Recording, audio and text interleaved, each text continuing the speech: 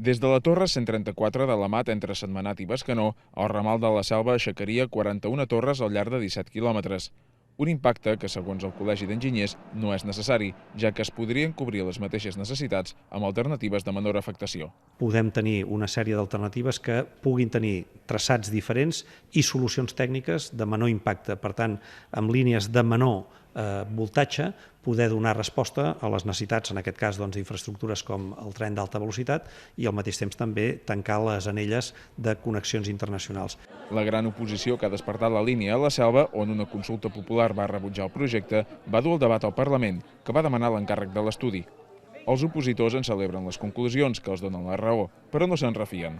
Decisions d'aquestes són poc transcendents a nivell de govern central i que, per tant, si segueixen la política que han dut a terme fins ara a nivell d'infraestructures i a nivell de govern, creiem que possiblement i molt difícilment podem aconseguir que aquesta línia no es faci. Si s'ignorés aquest informe i, per tant, el posicionament de la Generalitat, estaríem incorrent en un gravíssim atemptat, perquè voldria dir que ignorem l'actor principal en el territori. Aquest estudi era necessari per seguir amb la tramitació del projecte, però no vinculant. La darrera paraula la té l'executiu espanyol.